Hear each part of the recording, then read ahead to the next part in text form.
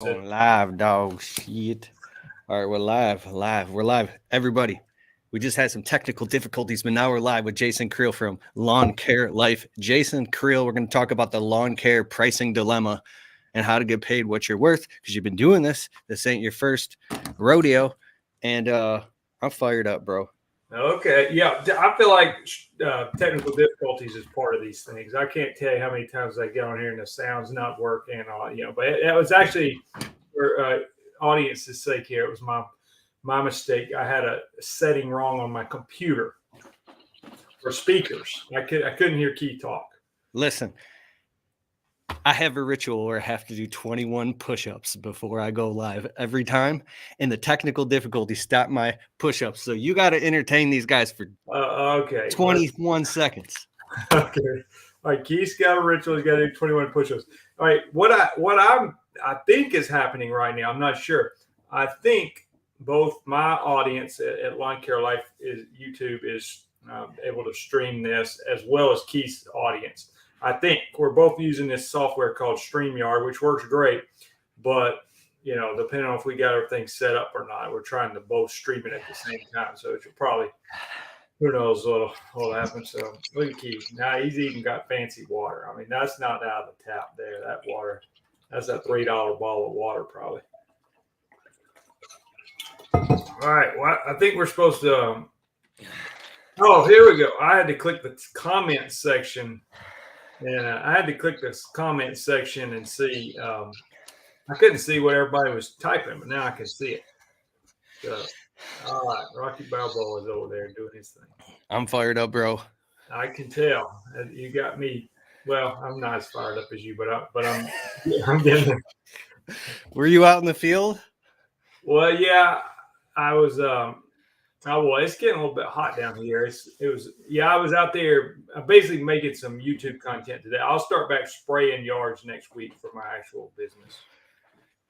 Bro, I came to Alabama a few years ago to your live event. It was epic, bro. There was hundreds of people there, and it was amazing. And I had never met you in person before, and I just heard about you. It was the legend of Jason Creel. And then when I met you in person, you're just this incredibly humble dude, and you're so calm. And when I talk to you, it's like you're just right there listening to every word. So I do want to talk about this pricing dilemma. And I go on these Facebook groups and I see all different types of stuff. Like a guy will come in and he'll be like, bro, I feel like throwing in the towel because I can't get the pricing that I need to make. And then other guys will come in. Some people are supportive and encouraging, but other people will just start trashing that guy saying, well, I make this much. But let's get down to it. Like, in your experience, you've been through all that. What's your experience, bro? Yeah. I didn't know what we were going to talk about until about 3 minutes ago, but that's fine. I texted it to you. Oh, I'm sorry. You're busy as hell. You might have thought I was weird when I was asking you what time. You texted me the other day and said 6 p.m. And then you text me and say, hour and a half, bro. And I was like, wait a minute, I thought it was 6 p.m., and I'm on Central Time. I was like, I don't. So anyway, I was like, well, I guess he means 4 p.m. Eastern. He's right. This whole thing I messed up. This was supposed to be 6 p.m. Yeah, well, that's what confused me when you said, see you in an hour and a half, which I was like, okay, whatever. It didn't bother me, but it threw me off for a minute. Dude, thank you so much, and I'm sorry. No, this actually worked. This was actually better. I was going to have to make an adjustment for 6 p.m. So, thank you, sir. My fault. My bad. Well, I'm sorry. The pricing thing, let me say this. My first lawn business, I had 3, but the first one, I felt like I was definitely underpriced pretty bad. And I think, and Keith, you talk about this all the time, knowing your worth and all that. I don't think I knew my worth. I definitely had the hourly mindset because I had been working. I don't talk about this a whole lot, but I actually wrote a short book one time it was more of a joke than anything, but it was called The Minimum Wage Valedictorian because I was actually valedictorian in my high school and I was working after and then went to college and got a degree. And I was literally working for minimum wage after having a college degree. And so I thought, and so anyway, point being, when I started a lawn business, like about the best job I ever had before that, I think paid $12 an hour. And so I started a lawn business. You know how this is. It's like if I felt like I was making $30 an hour, I just thought it can't get no better than this. I mean, I wasn't married. I was living for dirt cheap. So any money compared to my previous jobs, I mean, I'd get my weekly paycheck. Sometimes it'd be $200 something after taxes. And I've told this before, the guy that was paying me, I was working for these temp agents. He would put a candy bar in the envelope with the paycheck and say, keep up the good work or so. I was like, man, I don't need a candy bar. I need more than $200 something to make it a week. I mean, I'm talking about a week. And he put a little Hershey bar saying, keep up the good work. And so anyway, I think I had that. I was didn't know my worth, and I was young and had a lot of energy and could work all 11-hour days in 98-degree weather, and it didn't really bother me that much, you know. But looking back, I was like, you know, I had somebody message me the other day and say, hey, what should I charge for my lawns? I'm only 16. And because I didn't know the context, but my reply was, I don't think your pricing should be based on your age. You know, if you're 16 and great, then like charge what a great person would charge. If you're 47 and terrible, then charge what a terrible person should charge. You know what I'm saying? So, but I mean, I'm gonna quit talking, let you talk. But let me say this: I think the other side of it is, I think some people try to fix all their problems, their whole broken business, by going up $5 on everybody, and you can't fix everything by going up on $5. Because some businesses are just so broken, they're in debt up their eyeballs, or they're so. I did a video one time that efficiency was more important than pricing. And what I'm saying is, not that pricing is not important, but if you're driving literally all over town, I mean, in Detroit, well, drive all over in the traffic to go mow a $40 yard, it doesn't matter if you charge them $50 or $60. You still got a broken business. I mean, so you know, it's not the fix all. It does, pricing doesn't fix everything. You know what I'm saying? So I really try to get 20 yards in the same neighborhood. And if I'm $2 cheaper than somebody else, I still feel like I'm killing them at the end of the day on profit margins. So how long have you been doing it, and how long did it take you to realize this stuff and tilt the fulcrum in your favor to where now it's way more efficient and profitable? Like, what are some of the things that you went through, and what are some of the ahas that you had? And I see all your comments in the chat right now, everybody. I didn't. Oh yeah, I'm sorry. Are we supposed to be answering those? No. It's totally fine. We'll get to the comments like towards the end, but I just want to let everybody know that I acknowledge them and that we see them. I see them. I mean, if I click on them, it doesn't come up. I don't know if it's streaming to my channel or not, but whatever.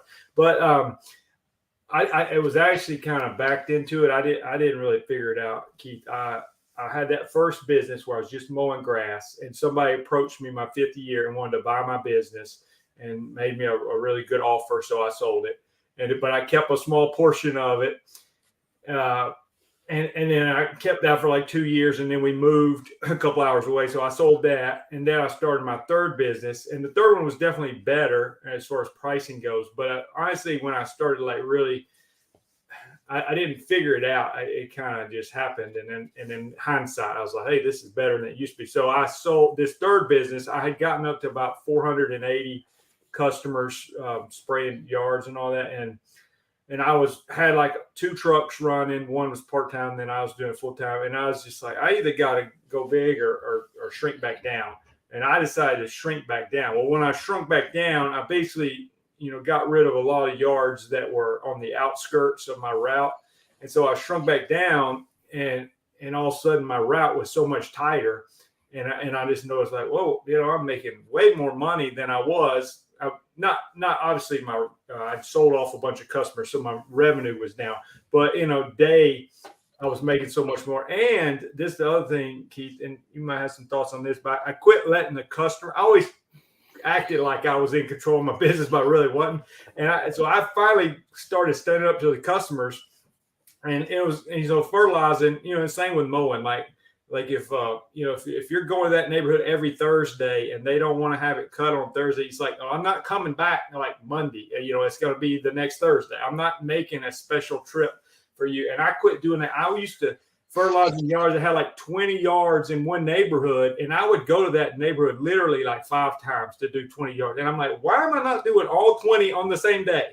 And now it's like, all 20 of you, this is the one day I'm coming to your neighborhood and I'm doing fertilizer. You know, I'll be back in 7 weeks. So if you get skipped today, I'll see you in 7 weeks, you know. And when I did that, I mean, it was like, instead of making 5 trips to the neighborhood, literally trying to figure out my schedule, like when should I go that one? Now I just like, I've literally got them on a list and I just go down the list. I mean, look, I'm like highlighting them off the list, and it's so easy, and they're in order of the order to do them. And there's no like driving back to that same neighborhood. I mean, I'm like, did them all one day. I don't know why. Can you hear me clear? Yeah. Am I nice and loud and clear? Yeah.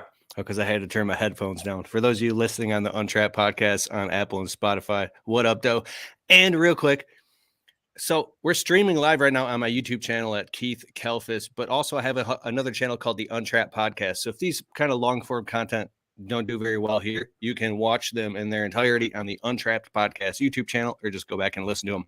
But I was laughing because I imagine, like, I saw this, like, you ever like out landscaping or doing lawns and you see like a tree with this huge beehive on it. I imagine you like sticking your hand in and grabbing a bunch of honey one time and getting stung a bunch versus like having to come back like 5 times to the same thing. And I was thinking about that. Same with on one individual specific job you can go down to. So we do like property maintenance. Like we just left a job like an hour ago. So now I'm here. You could take a wheelbarrow and make a mobile toolkit, and you put the shrub trimmers, the backpack blower, the hand tools, everything inside of one wheelbarrow, and go from garden bed to garden bed. So you're not running back and forth to the truck. You can put your Gatorade in there, put your headphones on. Or if you've got a lawn, if you got a whole complex, you can literally put the weed whip right on the mower. If there's spots you only have to touch trim. There's so many things you could do to be more efficient. So but you said you got to the point where you started really running your business. This is the aha I'm talking about, where you called the shots. Did you have to wait till the suffering and frustration got so bad that you were willing to throw in the towel? Or did you just, do you know what I'm saying? Well, before you made these decisions? Well, Because you were afraid they weren't going to work, like, or you would have made them sooner. I just don't think I realized how inefficient I was. I thought I got 480 customers, which is about what I had, and run around with me and one guy just working like 2 days a month or something helped me. I was like, man, I'm getting 480 hours a day. But it started to weigh on me. Like I was working 6 days a week, a lot of time trying to do YouTube and all that stuff. And it just started weighing on. That's why I said, you know what, I'm going to shrink back down. And when I said, I didn't know how much shrinking back down was going to free me up and then get more efficient. And then not letting the customers, I mean, we all talk about this, but it's so like not getting paid, for instance. I mean, it's like, how many times have I got before I tell them you're no longer my customer? Like somebody literally like 14 times in a row, I had to text them to pay their bill. And you think, okay, I'm not going to do that anymore. I mean, I had one recently that actually got me. Most of those kind of people, I either tell them prepay for the year or credit card on file and all that. Well, I have one that happened to me just the other day. This guy was my next door neighbor. And I helped him start a lawn business several years ago. He's older than I am, but I helped him get his mower and not buy it for him. But, he's like, what mower should I get? What trailer should I get? We get him all set up. He starts mowing. I'm sending him customers. This about 5 years ago. Well, I sprayed his yard or fertilized something last summer. And I gave him a real cheap price. Anyway, I still hadn't got paid. I mean, probably 7 months go by. I text him, call him, all that. And it's like, we were sort of friends and next door neighbors. Well, he texted me the other day. He said, hey, I've had some rough times. I want to pay you for that actually, you want to pay me double. I'm going to pay you double for that, for it taking so long. And I was like, no, you don't got to do that. I mean, I said, just let me come out and treat it one more. He was talking about his yard wasn't looking good. Because I quit treating it. I was like, I ain't going back. Well, anyway, he said, I'll pay you double. I said, well, you don't have to pay double for the last one. Let me just come out and do a second treatment. Then you can pay me for the 2 treatments, And he's like, oh, yeah, that's great. I text him the invoice. He said, I got the invoice. He said, I'll pay you next week. Well, so I go back out and spray his yard. And then it's been like 3 weeks later, and he still ain't paid me. And then I texted him yesterday, no reply. I called him, no reply. And I'm thinking, now, on this one, I'm not like super mad about it. I don't think that's like the high character thing to do is for him to do me that way. But anyway, you know what I'm saying? But if it's just somebody I don't know at all, like I was expecting you to say you went back with Roundup in the middle of the night and sprayed nah, I a mean, special treat on his lawn. you know, I don't know what's going You should on. never do that.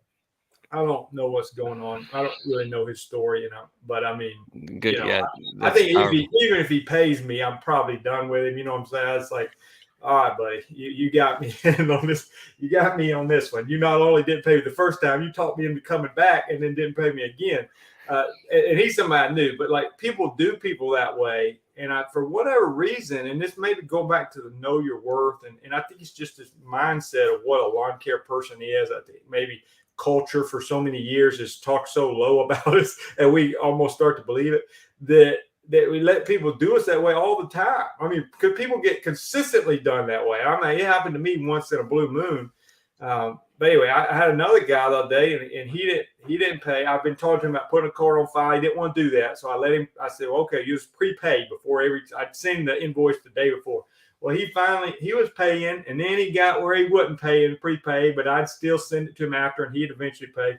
Well, this time didn't prepay. I went to the yard. A month goes by, still ain't paid. Now he's not responding to text. And I thought, you know what I would have normally done was like he finally pays, and I'd be all right, he's good. Let's start back. And now I'm thinking, you know what? Even if he pays, I think we're done. Like you pay me, we're done. You don't pay me, we're still done. You know, it's like I'm done with it. Because I tell myself all the time, like I only want good customers. If I got 4 customers, they're all good. If I got 400, they're all good. But I don't want 400 and only 399 are good anymore. I want all of them to be good. If you're a pain, I'm done with you. So this is exactly, you realize your worth and you get paid what you're worth because you realize your worth, and then you're not afraid to say no to customers. It's this saying I love, the ability to hear no and speak no. Hear no and say no with no residue. Yeah. Hey, but can you come back Tuesday and do this thing? No. You want to know why? I started turning down the like a lady just called a while ago, and I'm really not trying to take on too many yards. And the ones I take on, I want to be like a tiny little square with one tree in the middle of them. Those are the ones I love. They're 2 minutes from my house. Well, she called, and she's in a neighborhood I actually do want some yards in, but it's got some huge hilly yards, and it's got some little bitty flat yards with one tree in the middle. And I basically asked in a nice way, are you on the huge hilly yard or the little bitty yard with a tree in the middle? And she said, it's a large yard. And I just said, okay, I'm really not interested. And she wasn't offended at all. You know, sometimes they get offended, but I'm only even giving a quote to probably 1 out of 5 people that call me, you know, because if you're not like in that neighborhood I want to be in, then I'm just not interested. But I'm not trying to like super grow aggressive and have 12 crews, you know. Wow. I just changed. Put a price on your sanity, Keith. Like what's your sanity worth? How many times have I driven 20, 30 minutes to go give somebody a price, and you go out there and measure it, tell them how great you are, and tell them what an expert you are, and give them a good price, and they say, well, thank you, I'm gonna get 6 or 8 more quotes, you know, and I walk away. I'm like, I just wasted an hour of my time driving out here, driving back, giving you a quote. And then I said, if you'd have told me he's going to get 6 quotes, I'd have never even come, you know. You see this gray in my beard? That's where you're talking about it right now. That's right, Keith. But again, you're the one that learned that know your worth thing. And I think that's why small business owners, it's almost, and I'm not big in like psychology or whatever, but you almost need like a counselor or a psychologist or somebody to convince you that you are worth something, because we believe we're great, but then we let the customer talk to us like we're trash and put up with it. Man, you're so awesome. You know, I sat in my truck in front of the job site for I think 20 minutes recording and re-recording my new voicemail greeting for the business line. So it goes, well, it used to be, hi, this is Kelfus. You've reached Kelfus Professional Services. We do landscaping, tree trimming, and window cleaning in Shelby Township, Macomb, and surrounding areas. We're currently out taking care of a customer or on a project working. So please leave a very detailed message and we'll get back with you promptly. It worked great. And I got it. So I sound happy, but sound professional. And then that was like that for like 2 years. But I re-recorded it today and it says, "Hi, you've reached Kelfus Professional Services. We do residential, landscaping, property maintenance, and ornamental tree trimming and window cleaning." This is the main services that we offer in Sterling Heights, Shelby, Macomb Township. We have a $700 job minimum for any property maintenance and a $250 minimum for any window cleaning, and we do not clean interior windows. If this doesn't apply to you, please hang up now. But if it does apply to you, please leave us a very detailed message. And I also said that we have a strict 6-mile radius within Lakeside Mall. Everybody knows there's a mall over here. It's like, and it's like, so like we do this, this is our job minimum. And then also if we do go inside of houses at all, it's a strict $500 minimum to go inside of anybody's house. So I have customers and clients calling, and it's just like, even regular clients. And the craziest thing is they're saying yes. And man, it's like you have to get to, for me, it's a more of an emotional decision. I get to the point where I'm so pissed off and I'm pacing around the house in front of my wife saying I can't do this anymore. Like, because when you crunch all the math and the numbers of what it takes you to run your business with payroll taxes and workers' comp and the marketing and everything, and have a secretary answer the phone and have a bookkeeper and an accountant and to make sure it's all right and everybody, I'm crunching the math. And last year, for a couple of years, it was the year before last year was a $312.50 minimum that we kept putting it up mathematically. And after the drive time in between the jobs, and then there's lunchtime and setting up and breaking down and dealing with the administrative of talking to each customer, it eats up your overhead. I was like, why is my profit margin on this job, was it only at 9% profit margin when it should be more like 50% gross profit margin on anything, or you can't take the job? What's eating it up? It's all these other things. So, but anyways, I don't want to take over this. I just like, you got me triggered, bro, talking about this stuff. Yeah. Well, the window cleaning, I would imagine that there's probably such a huge variation in pricing from what they can get somebody for $50 or $500. And so I had a lawn company, a local guy here, they're huge. And they said they basically have a $400 minimum, a monthly minimum for lawn maintenance, and that just weeds out so many people. And when you get somebody that's willing to pay $400 or $700, whatever, you're at that point, they're not so much worried about the money as much as they just want it done right. So it solves you a lot of problems. Now, this doesn't come with anybody here that's watching that's really new. Maybe you're brand new, or you're in your first 2 years in the business. Some of this information will be like, what? It could literally make you go out of business. Like Jason and I have been in our businesses for well over a decade, and have just gotten to the point where we could be more picky and choosy because our name's out there, the phone's ringing more. If you have longer customers that are your clientele, you always have that base, and then you can start to experiment and take some risk and say, hey, maybe I can narrow my service area a little. Maybe we can raise the prices. How can we be more efficient here? For me, the risk doesn't come without first getting extremely uncomfortable. So, man. This is my 16th year, and I've had 3 lawn businesses. All 3 times I worked a part-time job to try to make it. You know what I'm saying? Like I didn't want to fail that first year. And so I think that's important. I mean, one time I was working with a friend of mine who was mowing grass. So I was out there. I was trying to get my own mowing business going, but I was working with him 1 or 2 days a week, just running a trimmer. And then anyway, I was the first one too. I was driving food delivery, like a little cheapo steak restaurant. You could drive around, deliver steaks and potatoes and all that. They weren't that good, and getting terrible tips.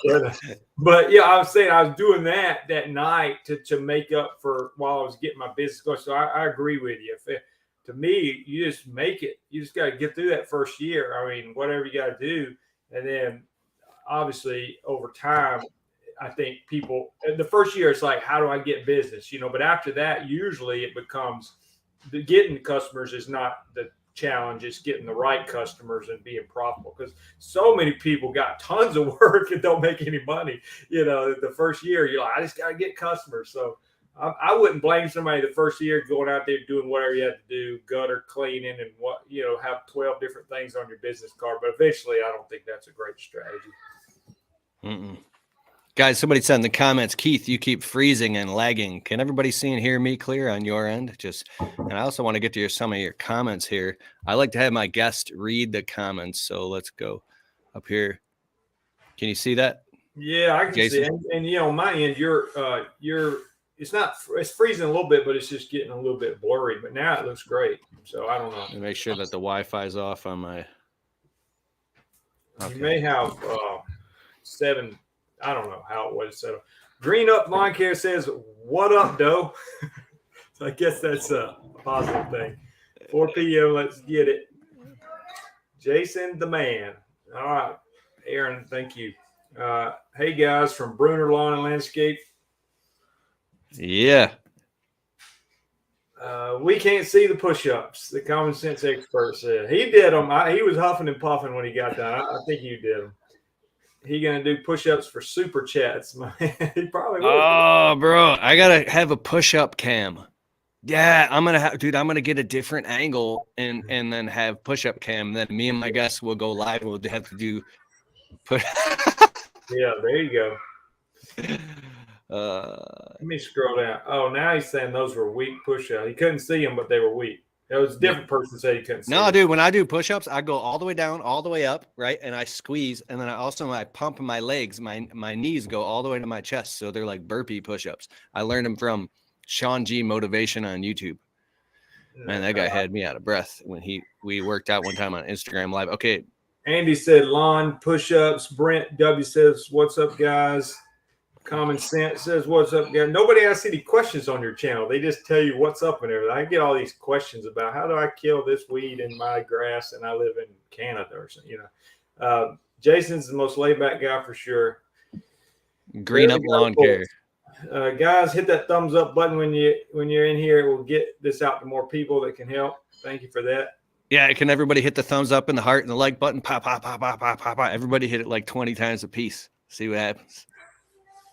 Back to work, but I got you on the headphones. Big mulch job today from Bruner Lawn and Landscape. What's up, bro? How many lawns a day is ideal from Dr. Rick with his Scooby-Doo Shaggy character? I think that depends on what you're doing. I mean, I can do about 20 a day on average doing like weed control, but they're little and they're close and it's easy and all that. And if I was mowing the yard, it's going to depend size of lawn, big, little, whatever. But what I was saying is I'd rather do 20 and I can do 300 yards on 2 tanks of gas, because I just don't drive hardly anywhere, so if I can get 20 and put like 8 miles on my truck and then come back home at 3 o'clock, I like that. So you just when you talk, you cut all the fat just now and went right down to if I could do 20 and put 8 miles on my truck and be home by 3 o'clock, I like that. Well, instead of doing 22 and driving all over Birmingham, which is where I live, in traffic, I'd come home pulling a trailer with high blood pressure and driving on these. That just gets old. I'm sure where you live, that there's areas that are just traffic's terrible. I just quit going to those places. Hey guys, love what you do. Check out the Clean Breeze collection. Mark and Digger love this product. I'm not familiar with the Clean Breeze collection. Yes, it's streaming on your channel. I think he's talking to me that's on my channel, so that's good. What up, y'all, from Travis Darty. Hope I said your name right. Yeah, dog. Keep in mind, Keith, you remind me of Stanley the Dirt Monkey. He looks like he could be your brother. Dude, he's awesome. We're about to go to Minnesota in a couple of months and hang out with him. Yeah, I like to go to Stan's house because he's got at one time I was on here with him doing something. He pulls a flying squirrel out of his shirt pocket or something. He just does some crazy stuff. Yeah, he has a flying squirrel, and it ran up my sleeve and hung out under my shirt and popped out. I'll post it on Instagram again sometime, just hanging out on the top of my shirt. And then I was like, this is amazing. It's a flying squirrel. Then it went down on my hand and started nibbling and grooming my cuticles on my nails. I'm like, what the hell? Stan's like, oh, it's cool. He'll groom you. I'm like, okay. And then it hurt. But anyways, it was awesome, bro. A flying squirrel. Sounds like he needs to read the book, Your First Year in the Landscaping Business. LOL, I am recognizing his story.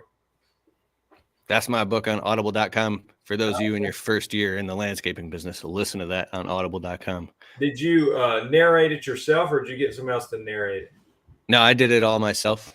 I prefer when the author narrates it because, I mean, it just to me sounds more authentic because they know what they're trying to say and the tone and all that. Yes, sir. Keith, you keep freezing and lagging. You might, I don't know if you're in like 1080p. If you maybe put it on 720, it might do better. Oh, you're right, dude. That's a good idea. What you're saying. I wonder if I can. You might could do it midstream. Go to settings here. Let's see. Settings, camera. I just did it. I put it down to 720p. Were you in 1080? Yeah. Okay, mine's in 720, and it's all right. We'll see how it does. Thanks, man. Good tip. All right, a big hey y'all from North Houston, Southern Reliable Lawn Care. Thank you all for getting together and spreading your knowledge.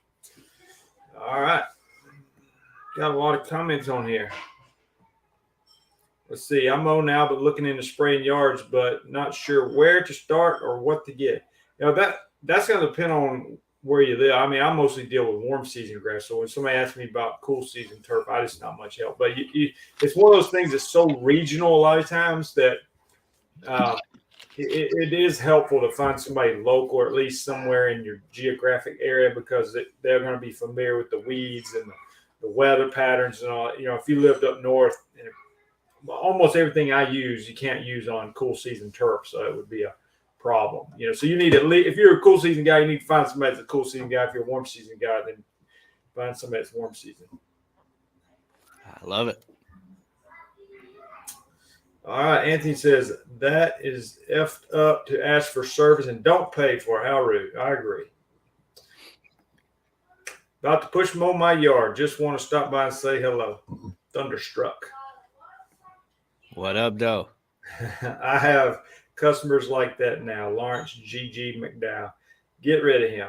I guess they were referring to my story that I was sharing earlier. Mental health is first before other human needs. Hey, I tell you, no joke about that. It does wear on. Being a small business owner can be tough, and being like a influencer or YouTuber, that wears on you too. So I agree. I wouldn't say. I mean, you could classify a lot of things as mental health, but you working all the time, just nonstop and not taking time for anything else, I would say that's a bad mental health recipe. I am doing an experiment real quick because you said being doing social media and YouTube does wear on you. If there's anybody listening to this or watching this, and for some reason, maybe you secretly have thought about wanting to do YouTube or wanting to become what they call an influencer and stuff like that. You see these guys doing all this online, and some of these guys even monetize and make money off it. Like I make money on YouTube. If any of that stuff interests you, put the word framework in the comments. And if not, just no big deal. I was just curious. All right. I've heard, Keith, that now kids in high school, that their number one job they want to be is an influencer. Like that's what they want to do now. That's kind of scary to me. Yeah, I'm not saying it's good or bad. I'm just saying. Because people watch social media and they look and they say, oh, that's cool. Like, look at like any of these influencers, Logan Paul, but it's almost like because you're watching it on the screen. Like, I think about it like I don't think a YouTuber is anything like an actor, but when I was younger, I used to want to do acting and all that stuff. And man, do you know how hard these people's jobs are? And most of them don't make any money at all. And they're on set 12, 14 hours a day, sleeping in hotel rooms. Like, I don't know. It's a whole other topic. It's so much work. I know with my YouTube channel, work on job sites all day and talk to customers while filming, come home, eat dinner, kiss my wife, and then edit videos till 1 o'clock in the morning, and then wake up in the middle of the night and work, and have been doing this for years until I built a social media team to help me do it all.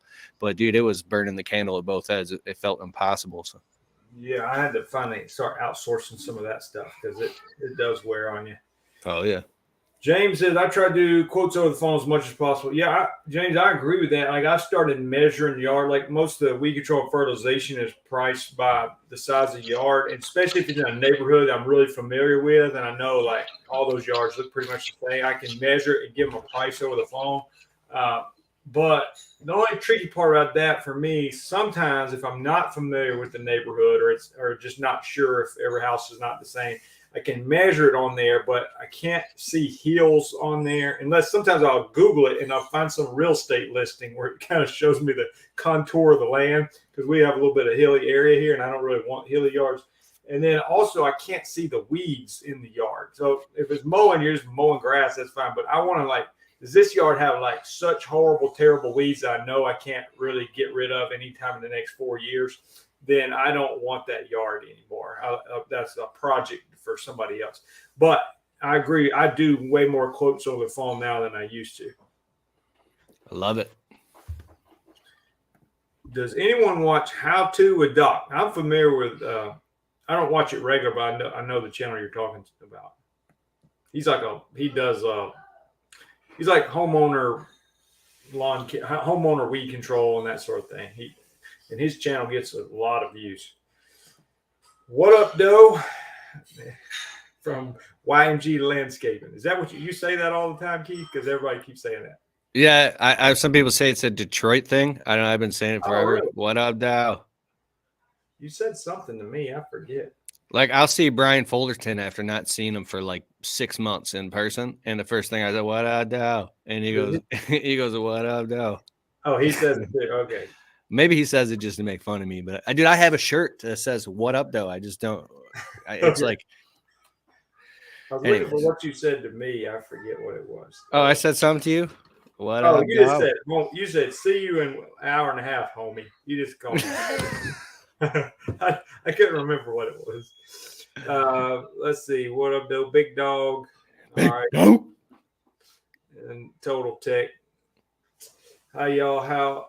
How are you all? We're doing great. We're getting to your comments. Thank you. Bill says he can hear us. That's good. You guys are both great. This is good stuff. If only we learn these lessons the first time we encounter the problem. That's Scott Pippen. All right. CBC Concrete is in the house. There you go. You get a wide range of people that watch your, like, concrete people. You know what I'm saying? I think you kind of appeal to a broader audience. Interesting. Hello from Southeast Michigan. What part of Michigan are you in? I'm not a good Michigan geography student. 20 miles north of Detroit in Metro Detroit. It's in a huge city called Sterling Heights. And it's the Tri-City area that I live in north of Detroit, which is like, well, the Tri-County area. There's Macomb Township, Oakland Township, frickin' Wayne County. Anyways, we're in a mega metropolis, bro. There's traffic and shopping malls and plazas and restaurants. There's so much going on. And I'm two blocks away from the busiest street in all of Michigan in this mega metropolis. So if I literally drive 2 blocks in rush hour, it would take me literally a half an hour just to get across the street. Yeah. It's I don't know. Is that on that main part of Michigan or that other little thing y'all got? What do you mean? Like on Michigan, you got that little peninsula thing up there on the right, and then you got the main part. Oh, the mitten? Yeah. We don't have That's funny because we all think of it in terms of a mitten because growing up in school, they always go the Michigan mitten. So there's the thumb. Okay. But yeah, so on the glove, you're not on the thumb, are you? Yeah, well, actually, we're down like in the part of the palm right here. So if right inside of the crease of the thumb.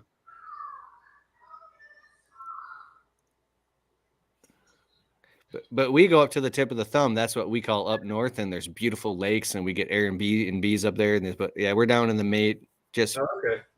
yeah. Anyways, I got you. I need to give shorter answers, man. You both awesome. Good luck this season. Corey Ballard might not be able to do a push up. I don't know. I think Corey could do 3 or 4 push ups. That's from Bill Hull. You know, it's funny. I never ever pitch our affiliates on here. Are you a Jobber affiliate? What's your Jobber? No, I'm actually with Yardbook. So. Oh, sorry. I thought you were with Jobber. Wait, I saw you saying Jobber a long time ago. So Well, yeah, Jobber. I think I like Jobber. They had sponsored some of my events and stuff, but I've been a Yardbook user. But I think Jobber's great too. I've been with Yardbook for a long time, and they've never given me any reason to switch from them. They think they're great. Also, 2 good options. I love it. I think it's because I just picked up this marker and it said Jobber on it, so that's what made me think of that. Okay. So, if you need a software in your business, go to getjobber.com/Keith and get a free 2-week trial. If you sign up with my link, you get my exclusive discount, getjobber.com/Keith. He just mentioned Corey Ballard Products. Promo code Keith10 during checkout saves you 10% in your checkout cart. And when is your next live event, Jason Creel? Well, I just actually we're just kind of announcing it, sort of. So I haven't done one since the last time you came, which was in January of 2020. So right before the world shut down and all that. But we're doing one February of 2024. So next February. So it's been a 4-year lapse there. And I'm bringing in Paul Jameson is partnering with me on this as far as putting it on. So we'll see. Paul's he lives down here, and he's just well connected with lots of people. So Paul was on the podcast a couple weeks ago. It was awesome, bro. And I was on the phone with him the other day for like half an hour. He's so cool. Yeah, I don't like partnerships like for business and stuff in general, and even for this. But I thought in this situation, like me and Paul have kind of 2 distinct roles, and I think he'll bring a lot of energy to it. He's great MC and stuff, and all that's just not my specialty. And but anyway, yeah, we're doing something February 23rd, 24th of 2024, and if you want to, it's $197 for a ticket. It's Friday night and all day Saturday, and all meals included, and then it's down here close to Birmingham. So Birmingham, Alabama. lawncarelife.com. There's a link that says conference, and that's where we're still working on the hype video and the promo video and all that stuff. Well, I love it. Maybe here you sell some more tickets and more people can, especially if they're in the area. Yeah. Birmingham, Alabama, lawncarelife.com events, February 2024. Beautiful. I love it. Yeah. All right. Scott Pippen says, not getting paid, not charging enough, bad employees, walking all over us, gray hair. That sums up a lot of what we've been talking about. Hobby Turf says, hello, guys. Nice to see you. Hey, Jason, have you seen if fertilizer prices are starting to come down? So I have heard that they are. I bought my fertilizer in the year, but I've heard a lot of raw materials are coming down. Now, I'm not saying down to where they were 2-3 years ago. They're still high. I got some fertilizer for like $50 a bag this year, which is kind of high when you buy lots of bags like I do. But it's part of it. But yeah, I've heard they're trending downward. So that's good news.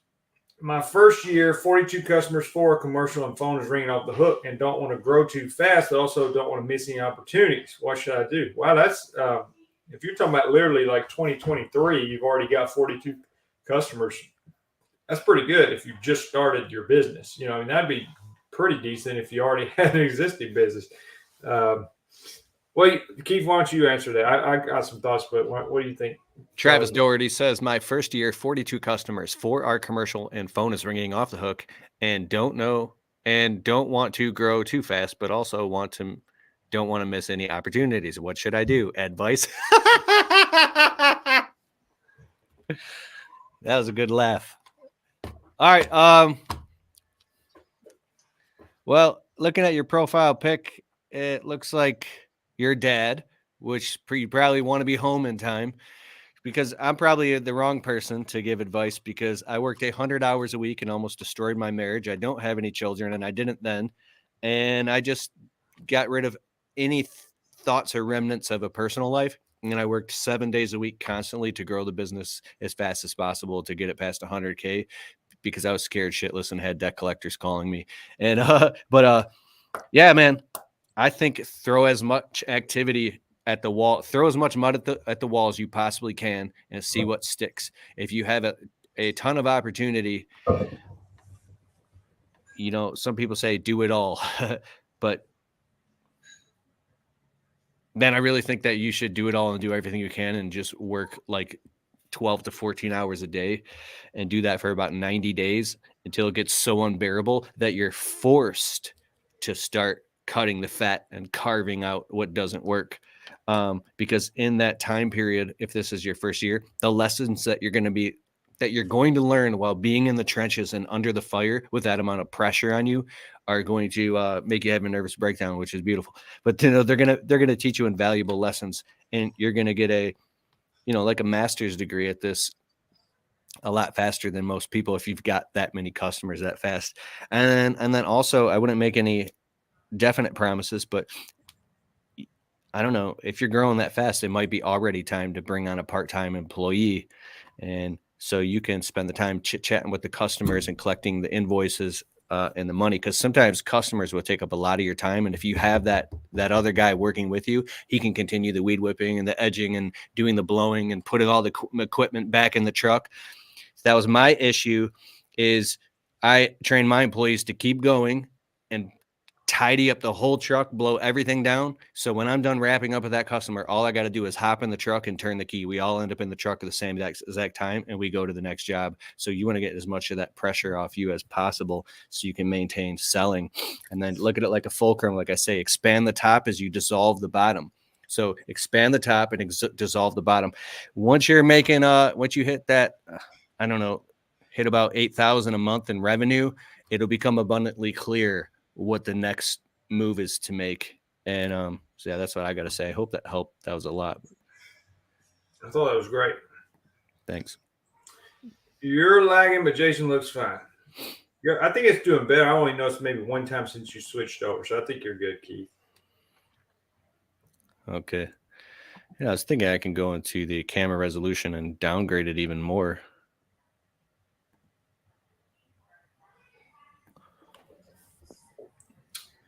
What happened to your weed control program? I couldn't find it when I clicked on the link.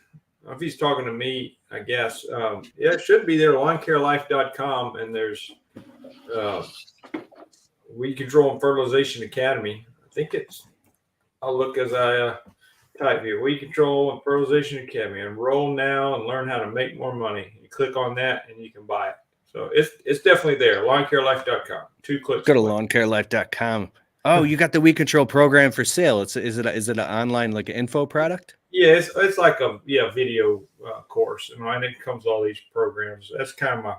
But I will say it's mostly for warm season grasses. I have people say, "Well, I'm in Ohio," so I just tell them, I say I wouldn't recommend buying it because it's not.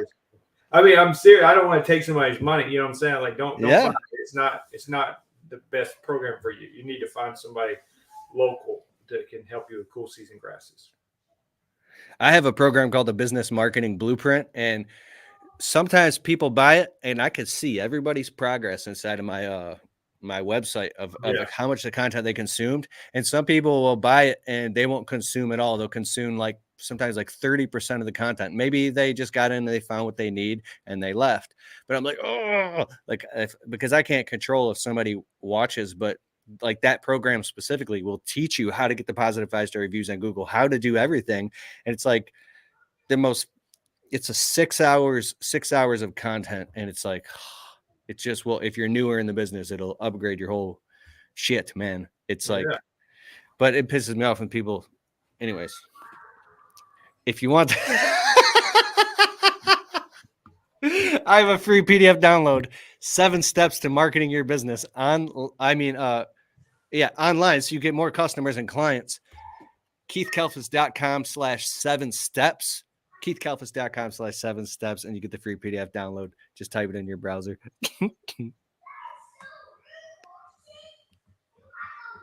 Your question, you get so many comments on it. It's crazy. That guy said, I asked the question, LOL. Total Tech, give us a thumbs up. How is Gracie doing? Gracie needs a treat. Is that one of your dogs? Yeah, you know, man. I brought my dogs to your event. Oh, I know. He's going to bring his dog. You had two. One of them I thought was kind of old, maybe not doing that good. Bro, that dog, the old one, he got younger.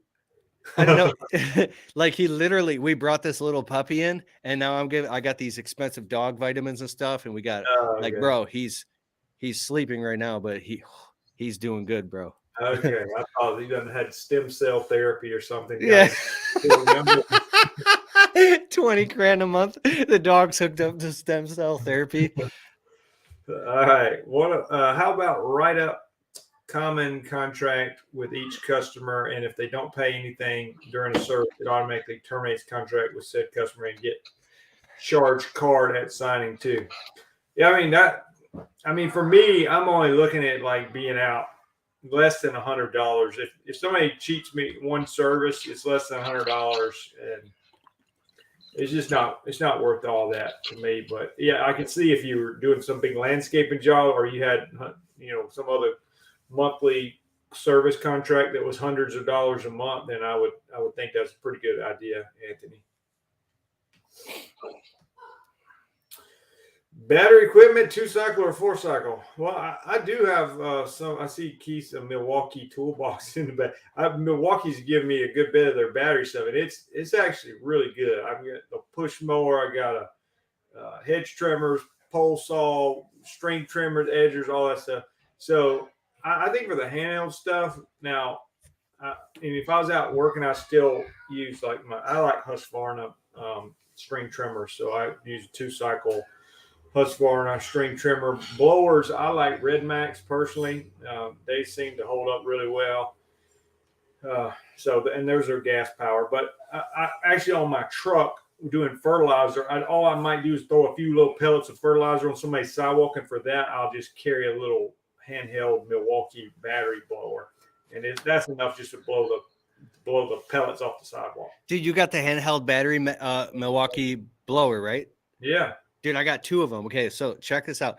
Did you know how you could just set it down and it just sits on the sidewalk? Yeah. If you look underneath it, there's these 2 plastic, just like little brackets. It's just so you can set it down so it doesn't fall over.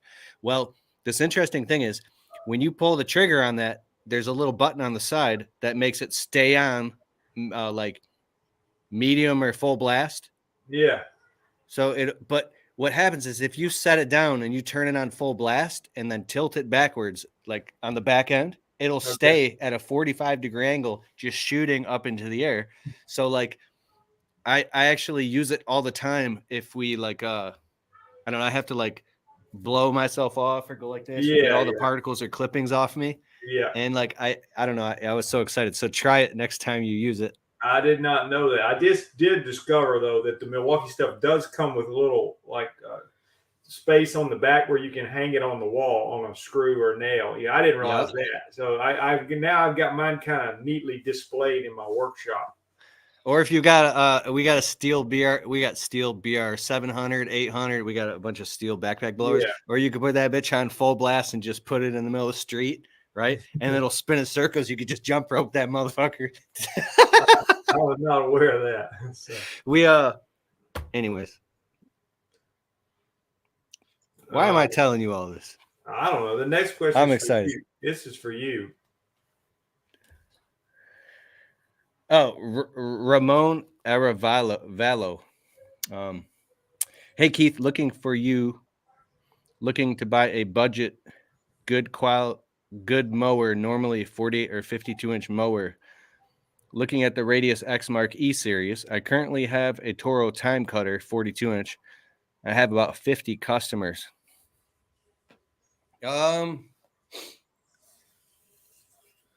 What have I used in my day? You know, I started out on way back in the day on standards, and dude, I've used every single mower, but the one I've used the most is all X-Mark stuff. So I think I'm only qualified mostly to talk about X-Mark. For me, it's definitely X-Mark. They're kind of expensive, but they're built like tanks, and I don't know. Yeah, you're just gonna have to take. What do you think, man? Well, I think the radius is pretty good. I was actually talking because I got friends that mow, all the time. Got a lot of customers, and they're out there running the radius. And I talked to a Exmark guy the other day that works at Exmark, who's like one of the big shots over there. And he said that I said, "What about the radius?" I was telling him that I said a lot of people run these radius. He said, "Well, they won't hold up to the abuse of the Laser Z, but he said they're fine to cut commercially with and all that, but you just can't have people running them all into everything. They're not. Yeah, it's not. I guess I didn't ask any more details, like if the deck was not quite as heavy gauge steel, or if there's something else why it wouldn't hold to abuse. But anyway, I would say that would be a great choice. Honestly, the radius. And if you're at 42 inches going up, even to a 48, 52 is always my favorite cut, because you could just do everything with it except for tight backyard gates. But we'd use the walk behind. But I have an Exmark Radius X 48-inch riding mower, and the thing is a beast, dude. I love it. It's so fast too. It's like a Cadillac. But yeah, you're gonna have to take the leap and just try it, dog. I like the 52-inch mower also, as far as business, because of the versatility. Bill says, "What have you found the best way to advertise to get the right customers?" Well, here's what I do. Now, this may not work for everybody, but if you ask me, I'll tell you. When I moved to a brand new city, I had 3 kids and a 4th one coming, and no customers. And so what I do, I knew as a mowing company that I was constantly getting asked about weed control, and I was trying to start a weed control business. So I went on Facebook in my little local city Facebook group. I live in a town called Trustville, and it was "What's Happening in Trustville" on Facebook. And I started searching the keyword lawn, LAWN. And, it'd be posts on there from 5 years ago, 2 weeks ago, all these posts with somebody saying, "I'm looking for somebody to mow my lawn. I want somebody to spray my lawn. Who do you recommend to do your lawn?" Anything that had the word lawn in it. And what happened was, there's 53 comments on there with every guy out there pulling a truck and a trailer, and this doesn't have a website. And so I started calling all these small time mowing companies, and I said, "Hey, I'm Jason. I just moved here. I've been in the lawn business for a while, but I just moved to this town. And I was wondering, who are you sending your weed control and fertilization business to?" Most of them be like, I just send it to big franchise company or whatever. Had basically no connection to anybody. And I said, "Well, I would love to. I'd love to meet you. Maybe we could go to breakfast or something, or I could come spray your yard, or I would love." Sometimes I'd give them $50 for every referral, but I kind of quit doing that. But anyway, I just tried to build a relationship with them. And over the years now, I've got a pretty good many mowing people that send me those referrals. And in turn, I send them the mowing business, because I'm not really interested in that anymore. And then the other thing, this is not a short-term answer, but like my website ranks, I'm either number 1 or number 2 in my area. I don't know.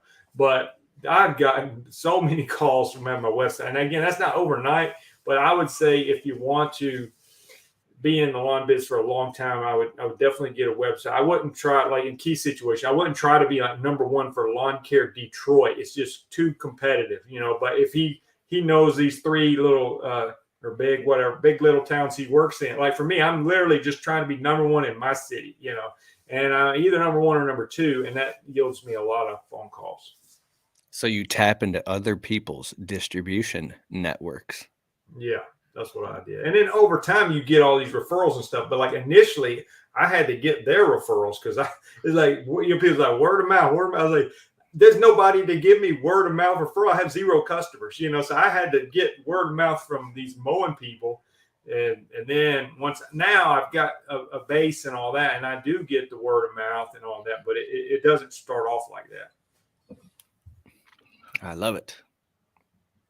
Jose Rincon says, "What is the best billing system with new clients?" Well, Keith likes Jobber. So we'll go with Jobber right now. Is that what he's talking about? Or you think he's talking about like having a credit card on file or leaving? You don't want to be like printing off invoices and mailing it to them in the mail and hoping they pay you 4 weeks later. So I would say you got to get paid faster than that. In our landscaping projects, I like to get paid upon completion. So the moment that job's done, Okay. or like the guys are cleaning up the job site, I knock on the customer's door and we do the final walk around, and I've got my phone or tablet. The customer does a digital signature, gives me their American Express card. Boom. I get paid right then and there, or they write a check on the spot. Total Tech gave us the laughing, crying emoji. Scott Pippin says, Keith, got any pointers for my window cleaning startup? I have a minimum charge of $199 and have a water-fed pole so far. Scott Pippin. Any pointers for a new window cleaning startup? I don't know what you do. Do you do just window cleaning, or do you do landscaping as well? It's throw mud at the wall and see what sticks. I got an entire YouTube channel called the Window Cleaning Blueprint YouTube channel. We just hit like 17,000 subscribers over there. And still, getting window cleaning customers is harder than getting landscaping customers because there's a little bit more trust, and you have to build and show what are called trust signals and trust indicators online. You got to have like, a nice website, a Google listing, lots of photos, and just be a little more polished because you're going inside of people's homes. And so do a lot of go door to door to storefronts and plazas and metropolitan areas and pick up a whole bunch of customers and keep a fat stack of business cards with you. And every single person that walks in and out of these stores, whether you're doing the pizzeria or the nail salon or the restaurant or the chiropractic place, like literally pitch window cleaning to every single person that you see, and then ask every person for a positive 5-star review on Google and do 5 rounds. I could talk about it for 12 hours, and I'm not going to get into it. On my website, keithkelfis.com, if you scroll down, there's a 3 free video training series on how to start a window cleaning business. Go to that, and there's like an hour of free training of everything, exactly how to get your window cleaning business and get a ton of customers fast at keithkelfis.com. Total Tech gave us up. What is that? I don't know what that was. That little bug or something. That was a squirrel. Squirrel peanut. All right, there you go. Keith, I remember that arborist video when you climbed way up in that tree and Stanley was looking at you like, heck no, I'm not getting up in that tree. That's funny. Yeah, I love climbing trees. I've got all the gear, and my friend William taught me how to do tree work. And I don't know, I go up, 60, 70, 80 feet. And I used to be scared, but now I just trust the gear and I love it. But I've gotten away from doing actual tree work in my business because the cost of insurance is too high. It's like a whole totally different ball game. And so, but I might do something once in a while, but I ain't putting it on YouTube. YMG Landscaping says hello from Pennsylvania. Yeah, dog. All right, guys. So we're coming up on an hour here, and I like to be respectful of all your time and my guest time. Oh, look, the Southern Reliable Lawn Care says framework. So hey, that's that thing you told him to say. Yeah. Oh, Scott Jennings said framework also. Find me on Facebook or Instagram and send me a DM, framework, and I will I'm putting together something where I will actually just give away and show you my framework. It's a proven framework for building an audience online and even monetize it and making money. So you can like literally run your landscape business and also make money and show other people. So you could be entertaining. There's so much stuff you can do. So just had a new septic system put in the end of last year. They just put grass seed down. It's coming in already, but it's patchy. Can I just loosen the dirt and seed them spots that are not coming in? Yeah, I mean, I'm not sure where you live. I'm assuming with cool season grass, the fall, I believe, is your best time to seed, but then spring is your second best time. And the way somebody explained this to me, this is the only reason I know the answer, I think, because I'm not a cool season guy. We don't really see our grass down here, but in the fall, it has time to sort of get established before you go to the summer, which is the time that stresses the cool season grasses out. And so you think about putting it out in the spring, it doesn't have a lot of time to get mature before it's going to get beat down by the heat from the summer. So, yes, you can do it. It's just not as ideal as it would have been in the fall. Nice. Hey, Jason, I got a quick question for you. When you did your lawn care life event in Alabama in 2020, I brought my wife with me, and she met you and your wife showed my wife some, next to the event, there was this other like barn or hall, and I didn't get to see it. But my wife, first of all, she's like, Jason and his wife were so nice. They're the nicest people ever. But it's like, but what was this thing? Is there like different event spaces or something? Well, that my in-laws own all that. They're in the wedding business, so they do like, I don't know, 50 to 100 weddings a year, depending on the year. And so they might have 2 weddings going on a Saturday, one on the one side, the other on the other. And so I've had some events over there in the kind of rustic barn thing you're talking about. And then depending on the size number, like this time we're planning on 300 people. So it'll be in the white building because it holds 300 people. With that building over there might hold 150 or so.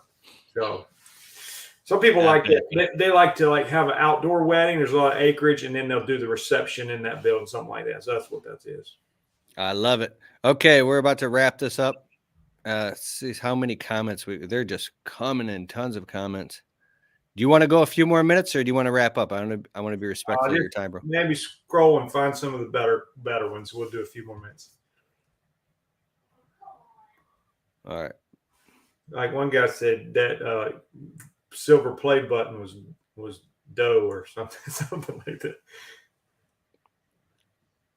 Silver play button. Oh, behind me. Yeah, I finally got my YouTube silver play button. So I got mine last year. So you should put a necklace and wear it around your neck like a necklace. Yeah. I'm on the slow pay. It took me over 10 years. Oh, dude, you got it though. Nobody can take it from you. Yeah. Steve DeHunt, property evaluation is critical. Best zero turn for south. I'm not sure it matters where you live necessarily, but yeah, I mean, I like X. I mean, there's a lot of good brands. I have some brands that I don't want, but when I was in business, what I would do, I would think of like 4 or 5 brands that I knew I was okay with, and then I would try to find one that an old man owned and kept in his garage that had like 150 hours on it, and it was 6 years old and looked brand new and was half the price. And I would try, if it was in my 4 or 5 brands I was okay with, I would go buy that one, because I think it's like if you decide like I can only have a certain automobile and it's got to be green and it's got to have then I mean you're gonna pay top dollar because you've narrowed your window so limited that so I'm like I'll take one of this or this or this or this, and 48, 52 I can work with either one of those, and I was looking for low hours and making money. Yeah, dog. All right, the Lawn Care General. I don't think I've heard of any of these people. You got a whole different audience than I have. Well, everybody go check out Jason Creel on YouTube and say what up, though. Lawn Care Life. That's your YouTube channel, right? Yeah, if they say what up, though, I know they came from you. If they say what up, though, they know they came from over here. I don't think I've ever heard a single person say that in Alabama. Not one time. Have you ever even heard what up, though? I don't think I've ever heard anybody here in my state say that. So you're saying you're not the only one that says that that's a normal thing? We were freaked out. Yeah, this is like a normal thing from like maybe 20 years ago. So okay. I don't know. I just say it because I think it's funny. It didn't travel south very well. I don't know why. So no, it's fine. I don't have a problem with it. I just never have heard it. Like I have a friend here who's a rapper, and he has a song called "What Up, Doe," and I cannot repeat the words. I actually produced it when we used to do music. I produced like 2 of his albums. It was amazing. So when we come down to Alabama, like we're freaked out, especially in the South, because you can literally just go through a coffee shop or in a gas station, and the people are just nice, and they look in your eyes and they say, hello, how are you doing today? Thank you. And we're like, whoa, like what planet are we on? And if you don't know what I mean, it's because everybody's nice, and people here in Michigan are just like in a hurry. What can I do for you? Okay, next. Yeah, I think it might be the part of Michigan you live in and the part of Alabama I live. I think I could probably take you some non-nice places here, and I'm sure there's somebody nice in Michigan. Dude, you're such a cool guy that even when you say something, you say it in a nice way. So All right, let's wrap this up, guys. Thanks so much, Jason Creel. I honor and I respect you, acknowledge you, bro. Thank you so much for being on the Untrapped podcast. This will also be on Apple and Spotify in a couple of weeks. You can listen to it there if you missed anything. And any final words you want to say, bro?